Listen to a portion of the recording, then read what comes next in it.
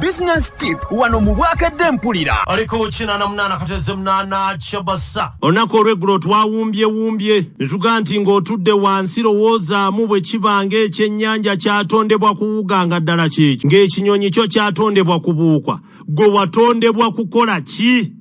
Ekyo kyebuuze. Lwaki oli mulamu? Waliyo kyebuuzizzaako ekyo? Okola ekyo kye wajja okukola oba oli mu kugwirana na birala? Olagawa n'ebyo by'okola? Ekyo nakyo kibuuzo.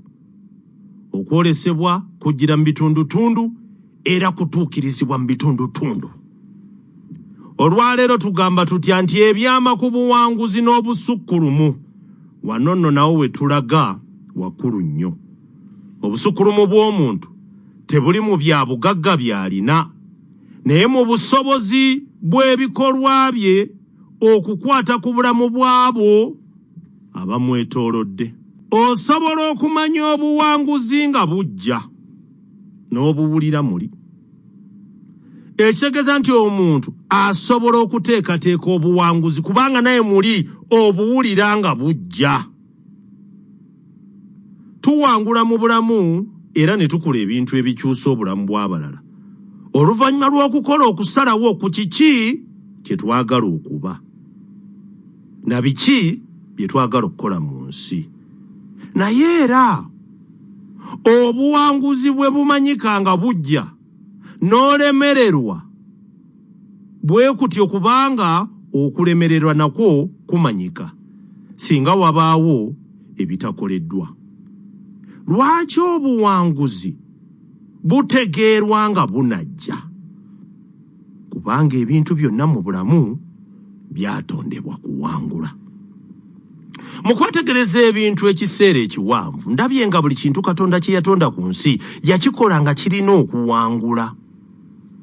Ng'omubumbi bw'abumba ekintu essanyu lye kwe kulaba ekintu ekyo nga kikoledde ddala ekyo lwaki yakibumba. Okugeza eyakola emmotoka yagiteekamu byonna ebigisobozesa okutuukiriza ensonga eyagikozesa. Kati nno ne Katonda bw'atyo bw'akola. Era toyinza kusangayo kintu kyonna kitonde nga tekisobodde kutuukiriza nsonga ya kitondesa okuggyako nga waliyo amateeka agatagobereddwa. Weefumiitirize ku bino wansi. Toyinza kusanga kinyonyi kitasobola kubuuka kuba kyatondebwa kubuuka. Teri kyennyanja kitasobola kuwuga anti byatondebwa kuwuga.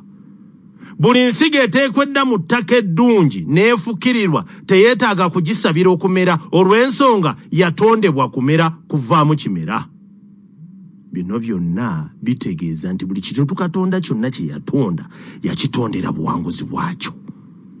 Kale obanga ebimera ebimala ekiseera ekitono ddala ku nsi abirabirira ate olwo ffe abantu ndowooza tuli ba muwendo mungi okukira ebitonde ebirala.